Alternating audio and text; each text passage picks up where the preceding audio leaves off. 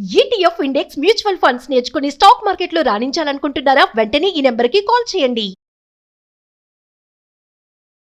నమస్తే రమగారు. నమస్తే జయ. రమగారు, ఏదైనా మంచి కథ చెప్తారా? ఒక ఊళ్ళో ఒక గోపయ్య అని ఒక కుర్రాడు ఉన్నాడు. ఒక అవ్వ వాడు. ఈ పిల్లవాడు కొంచెం అమాయకుడు, అంటే మెతకవాడు. నిలదీసి అడగడం, ఏదైనా తేడా వస్తే తన్నడానికి రావడం, అలాంటి వ్యవహారాలు లేవు. పల్లెటూళ్ళల్లో కుర్రకారు సాధారణంగా నిలదీసి అడుగుతారు, అంటే టెంపరీగా ఉంటారు ఉండేవాళ్ళు పాత రోజులు. ఇప్పుడు ఎట్టా ఉన్నారో తెలియదు మనకి. ఏదైనా తేడా వస్తే నువ్వు నిన్న అట్లానో ఇవాళ ఇట్లా అంటున్నావు, అదేంటిదే, అలా మాట్లాడగలరు. నిలబడతారు వాళ్ళ కోసం వాళ్ళు. వీడికి అంత నిలబడ్డం రాదు, స్టాండ్ తీసుకోవడం రాదు, కొంచెం మెతకవాడనమాట. అవతల వాళ్ళు గద్దిచ్చారనుకో ఏమో లేని ఊరుకుంటాడు పిక్కమొహం వేసుకుని. అవ్వకి జాలిగా ఉండేది, అయ్యో వీడు రేపొద్దున ఎట్లా బతుకుతాడు అమ్మ నాన్న లేనివాడు అని జాలిగా పిల్లవాడిని కాచి కాపాడేది. అయితే ఏమైంది, ఆవిడకి అంత్యకాలం సమీపించేసరికి ఆవిడ ఏమందంటే, ఒరే నాయన, ఎప్పటి నుంచో మీ నాన్న పోకముందు నుంచి కడుపు కట్టుకుని కూడబెట్టాను, అటక మీద జాడీలో 5,000 రూపాయలు ఉన్నాయి. ఈ ఊళ్ళో నువ్వు బతకలేవు, నీ మెతకతనం వీళ్ళందరికీ తెలుసు, నిన్ను బతకనీరు, డబ్బులు లాగేస్తారు, పక్కనున్న పట్టణానికి వెళ్ళిపో. నువ్వు చక్కగా గేదెల్ని పోషణ అది బాగా చేయగలవు, మనకు పద్ధతి కూడా ఉంది. ఓ 10 గేదెలు కొనుక్కొని హాయిగా పాల వ్యాపారం పెట్టుకో, చక్కగా వ్యాపారం బాగుంటుంది. కొత్త చోటు కాబట్టి నీ మెతకతనం అంత తొందరగా బయటపడదు, ఆ పాటికి నువ్వు స్థిరపడిపోతావు. అదేలే. ఎవరన్నా చుట్టుపక్కల ఇళ్ళ వాళ్ళతో మాట మంచితనంగా ఉన్నావంటే వాళ్ళు నీకు సపోర్ట్ చేస్తారు అని చెప్పింది. పిల్లవాడు ఈ గోపాయి కూడా సరేనన్నాడు. కొద్ది రోజులు గడిచాక ఎప్పుడో అవ్వ నిద్దట్లోనే వెళ్ళిపోయింది. పిల్లాడు 4 చూసుకున్నాడు, చుట్టుపక్కల వాళ్ళందరూ చేరారు. మరి ఒంటరి పిల్లాడు కదా, సరే ఆవిడని సాగనంపారు. చుట్టాల పక్కల ఎవరో వచ్చి 10 రోజులు ఉండి వీడికి ఏదో కాచిపోసారు, అయిపోయింది. అంతా అయ్యాక పిల్లాడు ఏం చేశాడు, ఒకరోజు అటకెక్కి చూస్తే జాడీలో 5,000 రూపాయలు ఉన్నాయి. సరే అవ్వ చెప్పిన మాట నిజమేను, మెల్లిగా ఈ ఊళ్ళో నుంచి కదులుదాము అని చెప్పి ఏమనుకున్నాడు, ముందు పక్క ఊరు వెళ్ళటం, గేదెలు కొనుక్కోవటం అవన్నీ ఆలోచించుకున్నాడు.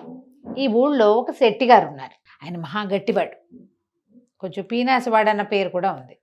అవ్వ ఎప్పుడైనా ఆయన దగ్గరికి చేబదులకు వెళ్ళటం, తర్వాత ఏమో ఏదైనా దాచిపెట్టాలంటే ఊరు వెళ్తున్నాను, ఇగో ఈ డబ్బులు నీ దగ్గర ఉంచుకొని ఈయన దగ్గర ఏదైనా బంగారపు వస్తువు దాపెట్టడం వాడికి తెలుసు.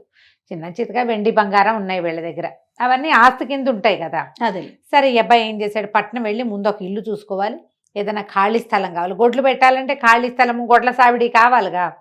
అందుకని ఏమనుకున్నాడు, శెట్టిగారి దగ్గరికి 5,000 చేత్తో పుచ్చుకొచ్చాడు, చిన్న మూటలా కట్టి పట్టుకొచ్చి, ఏమండి శెట్టిగారు, నేను పక్కనున్న రామాపురం పెద్దపట్నానికి వెళ్తున్నాను, మరి ఇల్లు అది చూసుకుంటా, అక్కడ గొడ్లు పెట్టుకోమంది మా నాయనమ్మ, అవ్వ అక్కడ చెప్పింది, నేను అక్కడన్నీ ఇల్లు అక్కలు ఏర్పాటు చేసుకుని ఎవరన్నా మారుబేరగాళ్ళని వాళ్ళని చూసుకుని వస్తా, ఈ 5,000 మీ దగ్గర పెట్టండి కాస్త అని చెప్పి సరిగ్గా అదే సమయానికి ఆ శెట్టిగారి ఇంట్లో ఏమైంది, శెట్టిగారి భార్య వాళ్ళ అమ్మ ఇక్కడికి రాబోతోంది. ఆవిడ రామేశ్వరం ప్రయాణం అయింది, వాళ్ళ అమ్మ శెట్టిగారి అత్తగారు. దారే పోతూ వీళ్ళ ఊరు దారిలో ఉంది, వచ్చి ఇక్కడ ఒక రోజు ఉండి కూతురు దగ్గర ఆ పైన యాత్రలకు వెళ్తుంది. మా అమ్మ రాకరాకొస్తోంది, 3 ఏళ్ళయింది వచ్చి, ఒక చీర కొనుక్కురండి మా అమ్మకి అంటుంటే ఈయనంటాడు, ఆ దారిపోయే వాళ్ళందరికీ దారిన పోతూ వస్తుంటే ఆవిడకు చీరలు ఎక్కడ పెడతాం, చీరలో సార్లో నేను పెట్టను అన్నాడు. ఆవిడ, మా అమ్మ దారిపోయేది ఎందుకైంది, మా అమ్మ కదా, పెళ్ళై 10 ఏళ్ళు అయితే ఎన్నిసార్లు జరిపింది, మనకి పండగ పబ్బాలు జరిపింది, 3 సార్లు బట్టలు పెట్టింది, రాక ఈ ఊరు వచ్చి ఒక నిద్ర చేస్తే చీరన్నా పెట్టదు పెద్దదానికి, అంతేగా అని పెళ్ళామంటోంది. ఈయనేమో నేను అట్టా పెట్టనన్నాడు. ఈ లోపల ఏమైంది, వాళ్ళిద్దరూ మాట్లాడుకుంటూ ఉండగానే వీడు వెళ్ళాడు, మనవాడు గోపయ్య. ఈ వాక్యాలు చెప్పడానికి లోపలే ఏమైంది, ఈ పెళ్ళామేమో ఈవిడ సణుగుతుంటే ఏంటన్నాడు, ఆ తర్వాత చీరల సంగతి పొయ్యి మీద కూర మాడుతోంది, పోయి చూసుకో అని కేకేశాడు. ఈ అబ్బాయి అక్కడే ఉన్నాడు, పొయ్యి మీద కూర మాడేటప్పుడు. ఆవిడ లోపలికి వెళ్ళింది, పొయ్యి మీద కూర ఏదో సవరించింది. ఈ లోపల ఈ గోపయ్య ఆవిడ లోపలికి వెళ్ళిన సందర్భంలో 5,000 రూపాయల వాక్యాలు ఈయనకి చెప్పి 5,000 ఈయన చేతిలో పెట్టాడు. ఓకే. చేతిలో పెట్టేసరికల్లా ఈయన ఏం చేశాడు, అటగేలే ఏముంది, దిక్కులేని వాళ్ళకి ఏదో ఒక సహాయం చేయాలి, మీ అవ్వలేదు, పేద సాదాకి సాయం చేయడానికే కదా మనిషి అన్నవాడు ఉండేది అన్నాడు. అనేసరికి లోపల పెళ్ళాం, ఇట్లా దిక్కుమాల వాళ్ళందరికీ సహాయం చేస్తాడు, సొంత అత్తగారు పెద్దది రామేశ్వరం యాత్రలకు వెళ్తూ మన ఇంటికి వస్తే ఓ చీర పెట్టడానికి ఏడుస్తాడు చచ్చినాడు, ఆయన తిట్టుకుంటూ ఏం చేసింది, కింద నుంచి ఒక కొండ ఏదో ఎత్తి పైన పెడుతోంది. ఎప్పుడైతే ఆవిడకి ఊహ వచ్చిందో ఆ కొండ ఎత్తి గోడకేసి కొట్టేసరికల్లా ఆ ఈ శెట్టి గారిది ఆ వంట చేసుకునేటిది ఒక పాక ఈ గోడకి నిండా నీళ్లున్న కుండ తగిలేసరికల్లా అది ఇలా వజవజలాడినట్టు కదిలిపోయింది. ఆ గోడను ఆనుకుని వాకిలి నడవ ఉంది. ఎప్పుడైతే ఈ గోడ కదిలిందో కుర్రాడు కంగారు పడి, గోపాయ్ ఏంటండి భూకంపం వచ్చినట్టు అదిరిపోతోంది, ఇట్లా అదిరిపోతుంది ఏంటండి అన్నాడు. అనగానే శెట్టి గారు చెప్పాడు, ఆ భూకంపాలు వస్తున్నాయో ఇవాళ రేపు ఈ పూట భూకంపం వచ్చింది అన్నాడు. కుర్రాడు ఏం గుర్తు పెట్టుకున్నాడు, భూకంపం వచ్చిన రోజు శెట్టి గారికి డబ్బు ఇచ్చానని పెట్టుకున్నాడు. సరే వెళ్ళొస్తానండి అంటే, క్షేమంగా వెళ్ళి లాభంగారా, మెల్లిగా నిదానంగా చూసుకునిరా, 4 చూసుకున్నాకరా, నీ డబ్బులు ఎక్కడికి పోవు, నేను ఇస్తానన్నాడు. అనేసి పంపించేసాడు. ఈ గోపయ్య పక్కనున్న పట్టణానికి వెళ్ళాడు. వెళ్ళి ఇల్లు వాకిళ్ళు వెతికాడు. అద్దెకి ఇవ్వబడను అని చెప్పిన అన్ని ఇళ్ళు చూడగా ఏవి కుదరల. బాగా చీకటి పడే వేళకి చుట్టాలింటికి పోయి పడుకున్నాడు.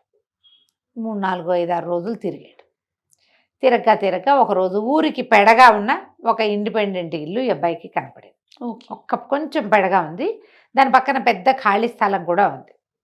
ఉంటేనే ఈ అబ్బాయి పోయి వాళ్ళ ఇంటో అడిగాడు, ఏమండి అద్దెకిస్తారా ఏమిటి అంటే, సరే ఎవరు ఏమిటి కనుక్కుని, ఎవరు లేరండి, గేదెల వ్యాపారం పెడదాం అనుకుంటున్నా, ఈ పక్క ఖాళీ స్థలం కూడా ఇస్తానంటే నేను దిగుతానండి పక్క వాటాలు అన్నాడు.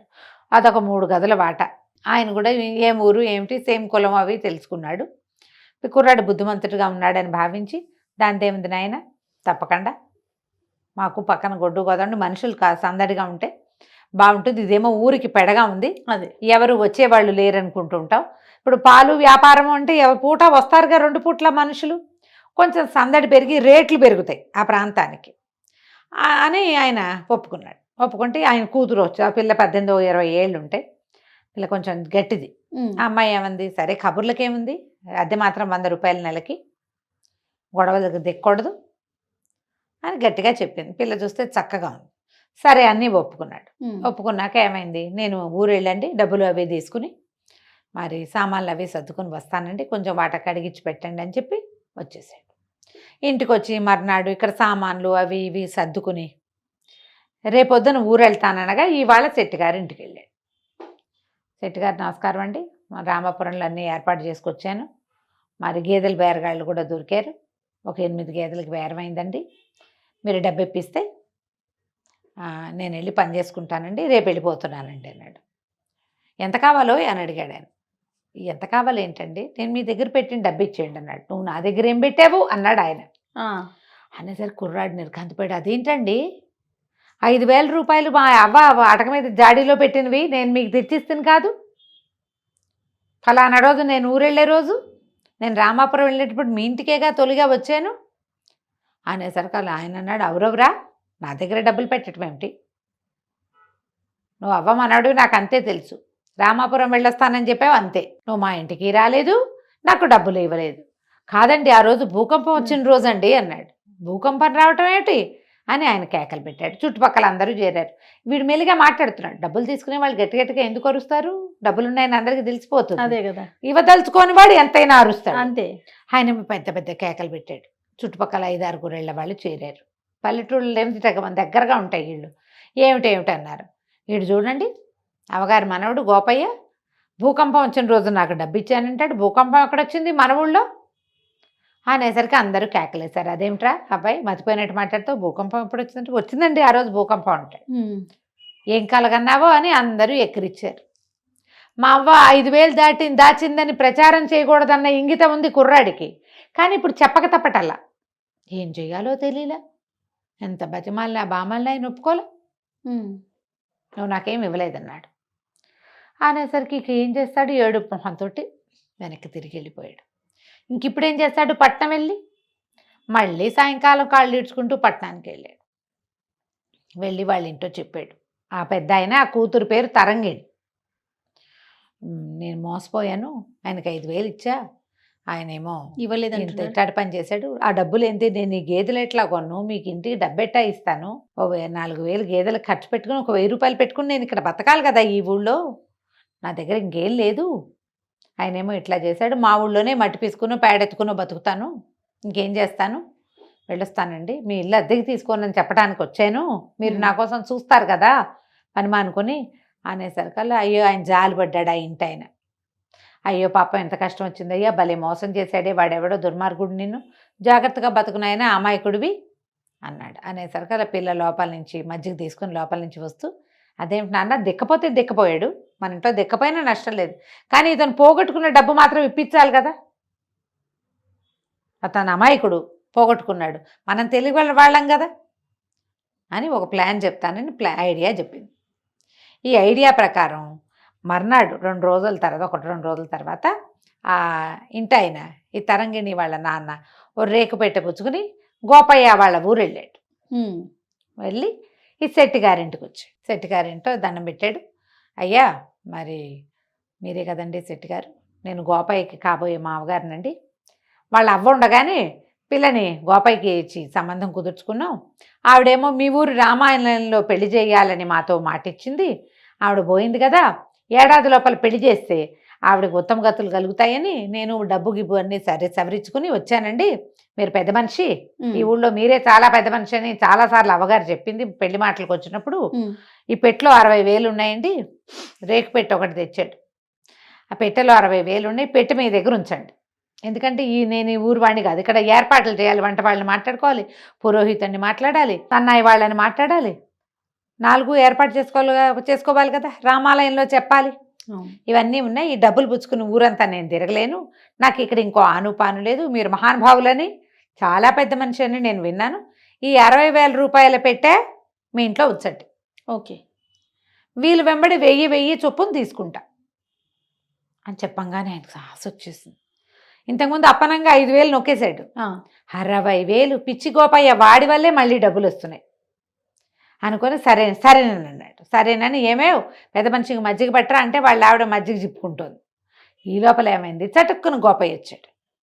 వచ్చి శెట్టి గారు మరి మొన్న నేను మీకు డబ్బులు ఇచ్చాను, మీరు కూడా మర్చిపోయారు, అసలు నేను ఇవ్వలేదంటున్నారు, భూకంపం వచ్చిన రోజంటే మీరు కాదన్నారు, అవాళ్ళు మీ ఇంట్లో కూర ఏదో మాడిందండి, కూర మాడుతోంది, వెళ్ళి చూసిరమ్మన్నారు, అప్పుడేనండి నేను మీకు 5,000 ఇచ్చాను అన్నాడు. అనగానే శెట్టి గారి గొంతులో వెలక్కాయ పడింది. ఇప్పుడు డబ్బులు లేవు అని అనడానికి వీల్లేదు, కాదు అంటానికి వీల్లేదు. అనగానే ఏం చేశాడు, కొంచెం తిప్పుకొని ఆ భుజం మీద చెయ్యేసి, నాకు గుర్తుందయ్యా భలేవాడివి, నీ డబ్బులు నాకెందుకు, నాకు జ్ఞాపకం ఉంది, కాకపోతే ఆ రోజున నువ్వు ఎప్పుడైతే 2 రోజుల క్రితం, నిన్న కాక మొన్న కదా వీడొచ్చాడు డబ్బుల కోసం, నువ్వు వచ్చినప్పుడు ఓ జూదరి, ఓ తాగుబోతువాడు, ఒక ఏమంటారు ఇల్లు కట్టుకునేవాడు, 3 సిద్ధంగా ఉన్నారు డబ్బుల కోసం,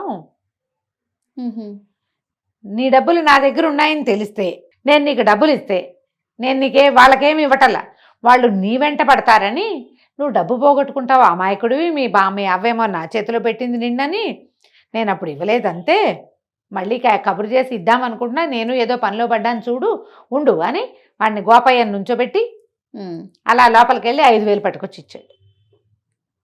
గోపయ్య లెక్క పెట్టుకున్నాడు, మూట కట్టుకోగానే మామగారు లేచి నుంచున్నాడు. అదే సంగతి, ఈ అబ్బాయి పెళ్ళి ఇప్పుడు వద్దండి అంటే ఏమిటో అనుకున్నాను, ఇంత మెతకవాడికి నేను పెళ్ళనివ్వనండి, అసలు పెళ్ళే క్యాన్సిల్, పెళ్ళి లేదు ఏం లేదు, ఇప్పుడు మొన్న మీరు డబ్బులు ఇవ్వకపోతే వీడు తిరగబడి మీ మీద పడి కొట్లాడలేదంటే ఏమిటి అర్థం, ఇంత మెతకాళ్ళుడు వద్దండి మాకు, అది పెళ్ళి లేదు ఏం లేదు, నేను వస్తానండి అని పెట్టపుచ్చుకుని వెళ్ళిపోయాడు. డబ్బులు పుచ్చుకుని గోపయ్య బయటకు వెళ్ళిపోయాడు, పెట్టపుచ్చుకుని పెద్ద మనిషి బయటకు వెళ్ళిపోయాడు. 5,000 పోయి 60,000 పోయినాయి. అది ఆయన నోరు తెచ్చుకుని చూస్తూ ఉండిపోయాడు. వీళ్ళిద్దరూ అదే ఒకే దారిలో నడిచెళ్ళి గోపయ్య వాళ్ళ ఇంటికి వెళ్ళి కాస్త 4 సామాన్లు సర్దుకుని ఆ గోపయ్యకి సహాయం చేసి బరువుగా ఉన్న పెట్టి తీసుకెళ్తుంటే ఆయన దిగులుగా చూసేట, బెట్లో ఏం లేవు, మామూలు బట్టలు పెట్టుకొచ్చారు. పట్నం వెళ్ళిపోయారు. పట్నం వెళ్ళాక సరే ఆయన చాలా సంతోషించాడు గోపయ్య, మీ వల్ల నేను డబ్బులు తీసుకోగలిగాను, నాకు ఆ తెలివితేటలు లేవు, అన్యాయం అయిపోయేవాడిని అని చెప్పి ఆ గేదెలు అవి ఏర్పరచుకున్నాడు. ఆయన అన్నాడు, దానిదే ఉంది నాయన, మెతక వాళ్ళకి ఎప్పుడు పక్కన తెలివైన వాళ్ళు ఉండాలి, మెతకవాడు మెతకగా ఉండటంతో పాటుగా పక్కవాడి తెలివితేటలు ఒప్పుకోవాలి, నువ్వు ఒప్పుకున్నావు కాబట్టి ఈ పని అయింది, అంతేగా, మీకెందుకు అనలా నువ్వు అంటే రాకపోను, అలాగే నువ్వు జీవితాంతం మా సలహా సంప్రదింపు వింటానంటే లక్షణంగా మా పిల్లని పెళ్లి చేసుకో, గేదెల వ్యాపారం పెట్టు, మా అమ్మాయి పై ఎత్తున అన్నీ చూసుకుంటుంది, పని నువ్వు చేయి, పై ఎత్తున పాప చూసుకుంటుంది, హాయిగా ఇద్దరు చిలక గోరింకలాగా నాకంటుకుందే ఉంటారంటే సంతోషించాడు గోపయ్య. వాళ్ళ అవ్వ అన్నగా అనుకున్నట్టుగానే వీడు ఒక తెలివైన వాళ్ళ సాంగత్యంలో ఉండి హాయిగా ఉన్నాడు. కథ కంచికి మనం ఇంటికి. చూడండి, తెలివితేటలు అందుకే ఎవరి సొత్తు కాదు. ఎవరి అంతే సొత్తు కాదు. మనం ఒకటి తెలుసుకోవాల్సింది ఏంటంటే మనతో పాటు తెలివైన వాళ్ళని ఉంచుకోవాలి చేయ. వాళ్ళతో మనకి మంచి ఫ్రెండ్షిప్ ఉండాలి. వాళ్ళు మన నెత్తి మీద చేపెట్టేలాగా ఉండకూడదు.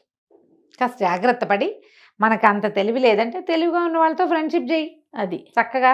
నిజం రమ్మగారు, అప్పుడే కదా? మన అచీవ్మెంట్ అనేది ఇంకా 100% సక్సెస్ అవుతుంది అవును కదండి. అవును. రైట్ రమ్మగారు, నమస్తే. నమస్తే చేయ.